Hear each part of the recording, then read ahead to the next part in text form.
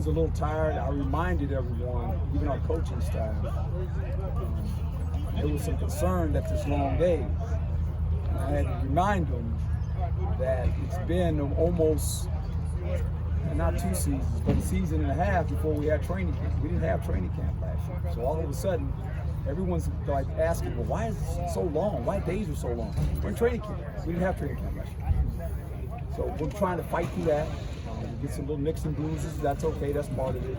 But for the most part, I thought we've gotten better since our first week. There's no doubt about that. Now we just got to keep guys healthy so we can just get through practice. And we got some nicks and bruises, young guys. Like I said, it's a long day with meetings and practice and walkthroughs.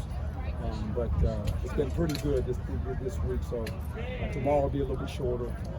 Then we're going Camp T on Saturday, which I think a lot of these guys will learn the history of that place.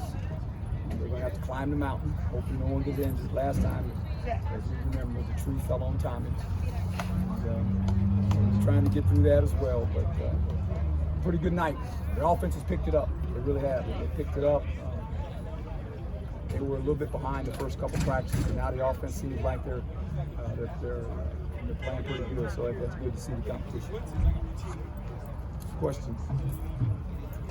Coach, I know you can't talk about the investigation, but your 3 coaches that are out are dynamic recruiters, and are you worried at all that that's going to hurt you on the recruiting trail, not having those guys? Well, right now they're on administrative leave, and we're not recruiting right now. We're talking to kids. I think the best recruiting you can ever do is win. We still have to win games, and that's what we're practicing to do. And we fill those spots with some guys that have been here, so it's not like we weren't prepared. It's kind of funny. I talked about today to the team adaptability. Right? I told them the story about adaptability, not as a football team, but just as a person in life. And I think we all had to deal with that 15 months ago when COVID hit. The world had to come to a stop, and we all had to adapt. And then I even put another reference, and I was a pretty good baseball player. Pretty good baseball player in high school and Pony League. And as I got a little older, I continued to try to play baseball, but I couldn't adapt to the curveball. Couldn't hit the curveball, right? That's kind of like life. Life throws you some curves. If you can't sit in there and hit it, then you're going to be in trouble. The one thing I know about this football team, we handle curveballs. We always have. We're built that way. That's our mindset. That's my mindset of life in general. And so we just move on. We're preparing ourselves for the season. We got a lot of young, talented players here. There's no doubt about that. Probably the most talented we've had since we've been here. And now we just got to collectively come together and figure out what we want to do offensive, defensive, and special teams. Number 20, Gill. What did you see in him, and how did he get that scholarship? Well, what you saw tonight is kind of funny. He hadn't been catching a lot of balls, and he caught one tonight, and he kind of rolled it, on the ground after he made this catch. So I walk up to him, I say, hey, look, act like you've been there before. You're on scholarship now. And then from there, he caught about 2 more touchdowns, so good for him. Because he's been quiet he hadn't seen him. You guys have been practicing, he hadn't caught a lot of balls, and I was like, okay, all of a sudden, it's getting harder for this guy. And he got a scholarship, and you all right. Then he looked like a scholarship player tonight, for sure. What do you like him?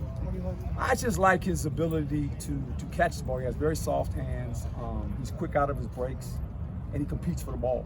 He finds a way to get open, and that's what good guys do. And he had a good night tonight. It's good to see that because he's been quiet for the last 5 practices. You haven't seen a lot of him flashing. That's what he did in spring football, and that's how he earned the scholarship, to be quite honest. Herm, I know you talked about adaptability. Yes. Being down those 3 coaches for the fall, how does it affect you guys the rest well, of the we don't know how those things, we don't know anything. I don't know anything, right? I just adapt. I had to adapt yesterday when I was sitting in the airport. Yesterday I was sitting in the airport in Washington at 8 o'clock in the morning trying to get here. And the flight kept getting canceled. Right? I was at the hall. I called more airlines than I could even imagine, trying to get out of there. Me and my family, we finally got out of there at 3 o'clock. Sat in the airport for 7 hours. And so, We had to adapt as a football team yesterday. I moved practice back. Every hour that went by, I kept calling in and saying, we're going to move practice to this time. And eventually it ended up at night. It all worked out. So I just think this team is built to do that. They've done a good job of following my lead. They get it. They know who I am as a person, and they know whatever comes our way, we'll adjust, we'll adapt. And I've always said we'll be just fine. We'll be good. The coaching staff too, like that probably puts more work on certain people. No, everybody. I mean, it's just, like I said, it's been a transition in the sense that the moves that we had to make right now, the guys have been in the building, so the players know who they are. So it's not like, who's this guy? These guys have been here. Donnie Henderson was my defensive coordinator in New York, right?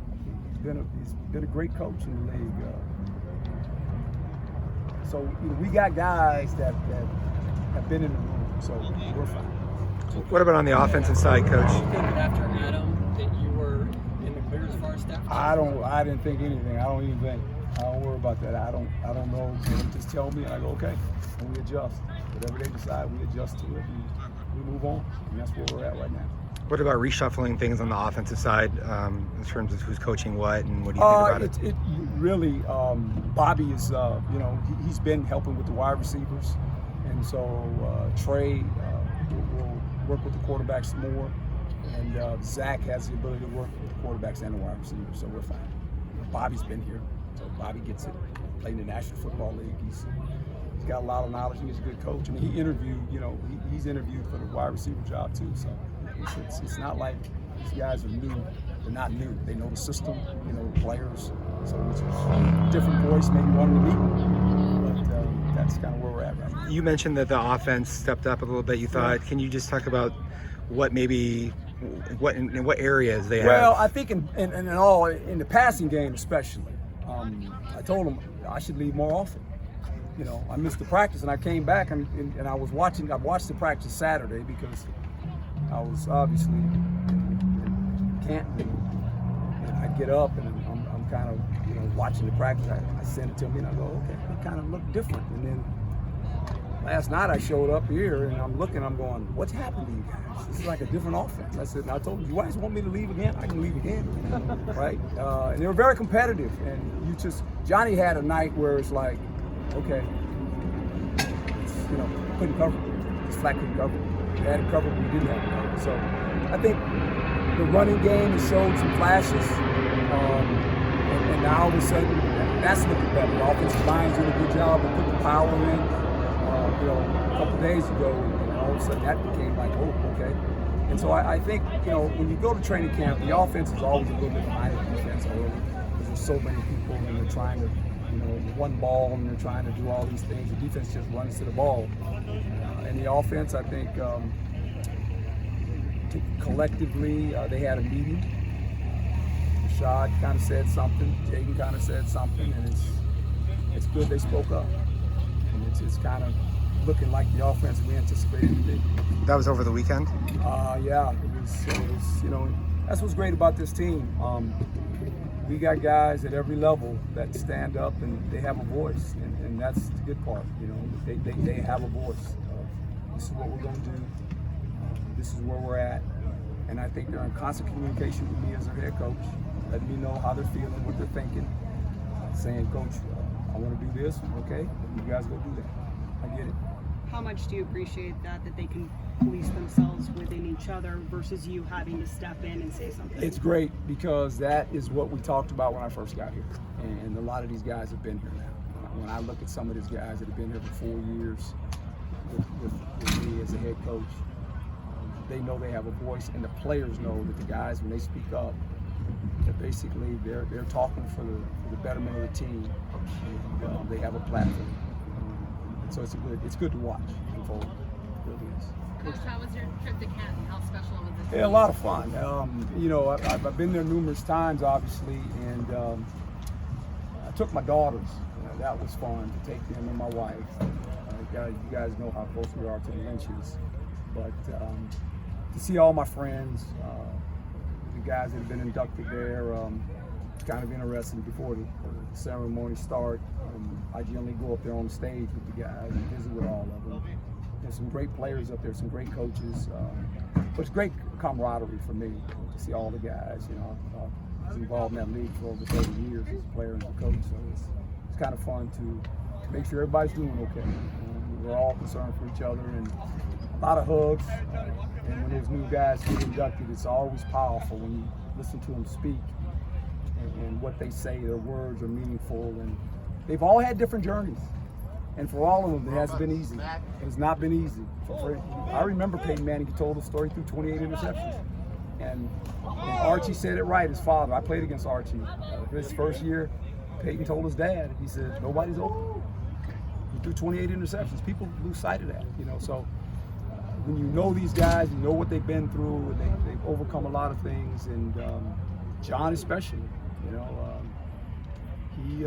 he was a linebacker when we got there. We've converted him, and our relationship started there, and it's been since that time, that long, and we're close. We're a close group. It was good to see Ronde Barber. He's the next one that needs to be in the Hall of Fame. You know, he played in on that defense as well. You know, seeing Sapp and Brooks and just all the guys. There's so many guys in the NFL. You lose sight that you've known over the years, and a lot of them watch Sun Devil football too. It's kind of interesting, you know, when you talk to them. Say, Coach, we watch you guys all the time. Whenever you're on TV, we're watching you, man. And I said, I appreciate you guys. That's a lot of fun. I saw the commissioner, Paul Tagliabue, sat down with him. He was very, very important in my career. He was very important. He really was pushing for me to be a head coach. He put me on some head coaches committees when they had the owners meeting to speak with the head coaches. He invited me there, and I couldn't thank him enough. You know, he remembers after I became the head coach with the Jets, and his wife was great. She said, and they were talking to Leah, my wife, and said, do you remember after the coach became the head coach? And we all started smiling. You know, we actually went out to dinner, picked me up, and went out to dinner with the commissioner and his wife when I became the head coach of the Jets. So it was a special moment that evening, but it was good to see him. And obviously, for him to be in the Hall of Fame, it's quite special. And what about when you see guys like Coach Flores and Drew Pearson? Yeah, obviously Drew, both well deserved than Coach Flores. No doubt. I've known Tom for a long time too. You know, I grew up on the West Coast, and where he came from, he told his story. And Drew was funny because you know, I had to cover Drew at times in Dallas, and that was a heated rivalry. You know, and he was up on stage and he saw me, and we kind of tipped our hats at each other, you know, and I clapped for him because he was a heck of a football player. And my teammate, Harold Carmichael, finally got in. So it's just fun to see all the guys. Obviously, I saw Tony. We embrace, give each other a hug. You know, we go way back. So it's kind of interesting, and you don't realize in your lifetime that the people that you've been involved in and the people that you've made a difference in their life. A lot of the guys that I've coached, or been on staffs with, that have gone into that Hall of Fame, or even coaches that have gone in that Hall of Fame. When they come talk to you, they reflect on, you know, the part of life that you had with them or the conversations, and it's unique. I was happy my daughters went because it's one of those things that they went because they want to see all the stars, and you know their daddy knows all the guys, you know. But I think when they get older, they'll look back at that and go, you know, we got to go to the ceremonies, and it was fun to watch. I didn't see Jermaine Lele. Is everything all right with him? Yeah, he's a little nicked right now, so we'll see where he's at. Coach, could you expand on the decision to move practice tonight just a little bit? Yeah, if you remember, I don't know if you were here when I first got here, due to the heat, you know, I just felt that going at night was better for us, and we're a night team for the most part. Adaptability here again. I wanted to see kind of what we were going to do and react when we went to the day, but I knew in my mind I was going to get back to nights because I just think it's a better atmosphere for us, and when the sun goes down, even though it's still hot, it's not as hot. It just doesn't seem as hot, right? So I told the coaches, I said, hey, we're going to go today. Some of these coaches wanted to go to today, you know, and so I moved it to today, and I kind of gave them what they wanted the first 4 days, and then I told them today, I said, you know, it's like anything else, I'm going to change it because I want to see how people react. I just want to see how people react when things all of a sudden are going one way and something happens. How do you react to it? And I told them, now I'm going to be the head coach and I'm going back to night practices. I said, there's no conversations anymore. This is what we're doing. So it all works out. You know, that's what I do. I just, when there's no chaos, you create something. And that's, you see how people react. And I function really good with that kind of stuff. And I want our team and our coaches to be able to function like that. So when things happen, we don't panic. We go, look, our job is to give answers. We got to find answers, right? You know, going into training camp, everyone says, you know, you go into training camp, when you leave training camp, like, what are the questions that you want to know? Well, I do it opposite. I go into training camp with questions. And I tell them, these are the questions that need to be answered when we leave training camp. I don't want you to give me questions when we leave. These are the questions I'm giving you before we even go. We got to get these answered on offense, defense, and special teams. So that was the first staff meeting we had as far as training camp. I said, these are the questions that we must get answered. Whether position groups, whatever it was a list of them. And I said, we got to get these answered. We got about, 25 practices.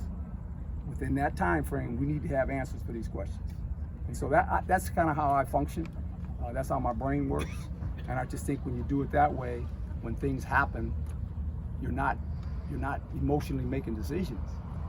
You just say, take the emotion out of it, man. What's the proper thing to do? And the players know that they laugh when I change stuff. The guys that have been here, they start laughing. They say, Coach, he did it again, right? And it's just because that's football. I mean, do you know what we dealt with the world last year? Everybody, you guys, COVID. You know how many times you guys had to change stuff? I mean, it was unbelievable. And so I just think if you can function that way, you got a leg up on everybody.